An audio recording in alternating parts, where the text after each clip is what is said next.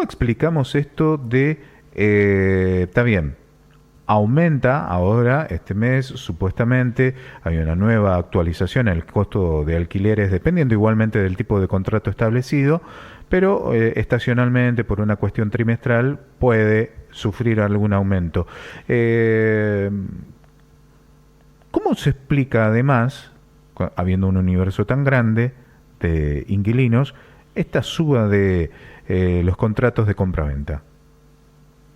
Sí, depende, como bien decís, de qué tipo de contrato firmaron, porque la realidad está en que contratos que se firmaron hasta octubre del 2023 aplica un índice que puede llegar a hoy a un aumento de un 50%.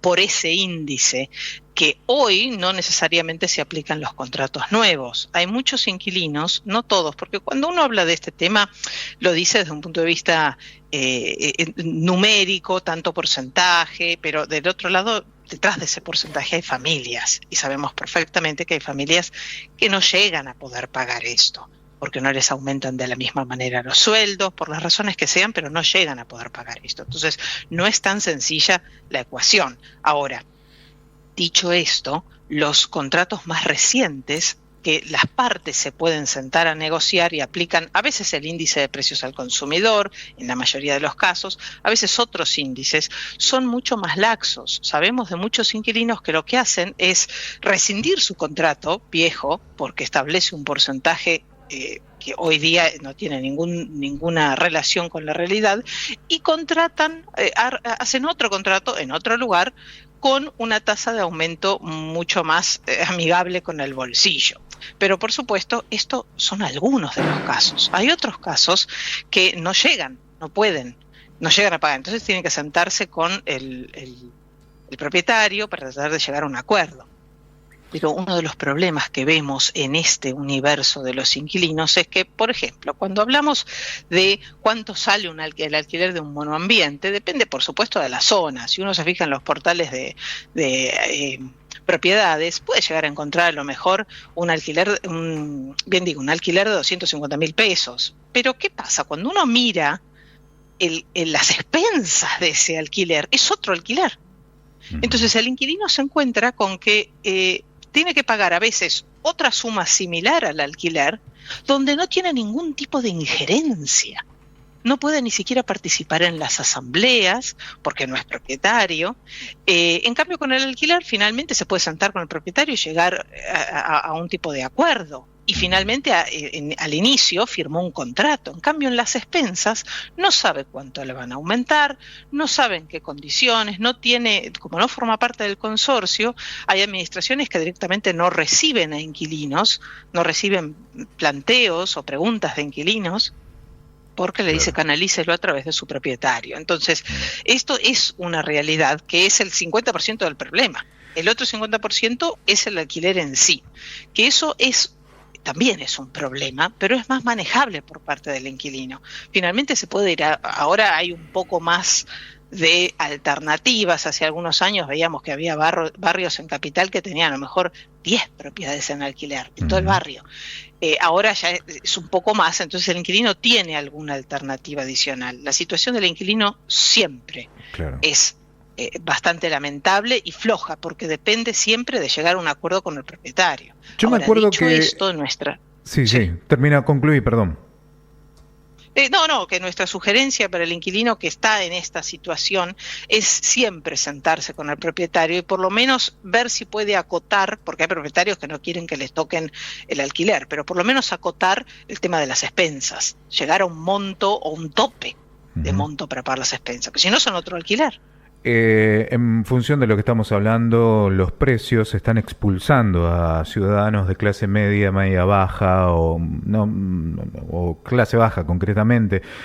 Yo me acuerdo que habíamos conversado con una organización de estas sin fines de lucro que pelean por los derechos de los inquilinos y hablábamos de un proceso de gentrificación de la ciudad de Buenos Aires que se estaba dando en zonas como Palermo, San Telmo, que otrora era San Telmo, el barrio de las grandes fondas, de comida, de locales gastronómicos con bien barriales, bien de... Bodegones. Claro, bodegones de mantel cuadriculado, y ahora se volvieron locales de franquicias de hamburguesería, negocios, y bueno, se procede a un proceso, valga la redundancia, de gentrificación, de albergar solamente a, el gran capital, y bueno, los emprendimientos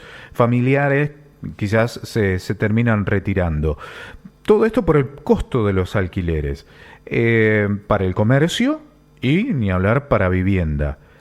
¿Cómo puede ser, y esta es la pregunta en concreto, cómo puede convivir este proceso de expulsión de familias que alquilan una vivienda, de negocios familiares que alquilan algún local, cómo conviven con un aumento de operaciones de compra-venta? Si están expulsándose y al mismo tiempo están comprándose propiedades, eso es lo que no me cierra. Claro, es una buena pregunta. La realidad está en que mientras más opciones haya, siempre el que tiene que pagar algo es mejor, porque puede irse a otro lado y hacer otra cosa. Ahora, cuando hablamos de que han aumentado las compraventas, recordemos que las compraventas hace 2 años estaban por el piso. Entonces, pasar de un segundo subsuelo pasó a planta baja. Todavía no hay un boom de compraventas, porque tampoco hay un boom de créditos. Se están recién viendo los primeros avances en ese sentido. Hay inquilinos que logran acceder a un crédito y hay mucha gente que aprovecha la situación para sacar dólares del colchón y comprar propiedades. Entonces son situaciones diferentes que sí, uno dice, pero ¿cómo se compatibilizan? Depende mucho de los barrios y depende mucho de las zonas. Hay barrios que, como vos bien señalás, es prohibitivo para la empresita familiar tener un alquiler en alguna zona, porque se han vuelto zonas muy turísticas, por la razón que fuera, pero se ha vuelto prohibitivo. Entonces empiezan a irse más, cada vez alejando más. Y a eso también, hay que reconocer, se suma mucho, sobre todo desde la pandemia a esta fecha, se suma mucho el comercio online. Hay locales de negocio que venden más online que en forma presencial, en forma tal que terminan pagando un alquiler que no lo vale. Y eso, mientras los propietarios no empiecen a entender que tienen que bajar los precios, y no lo van a hacer mientras consigan a alguien que pague esos alquileres, la situación no va a cambiar.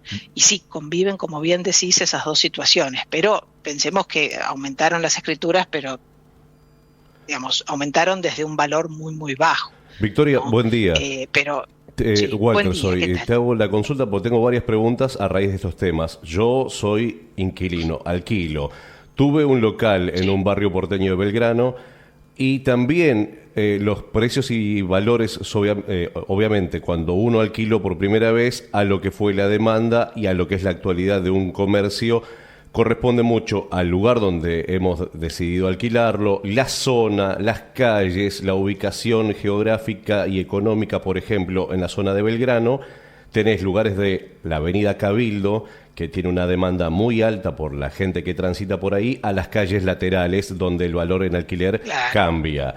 La demanda hoy también se ha visto que pospandemia muchos locales cerraron sus persianas y se transformaron en un local de depósito a un local de calle abierta para el público.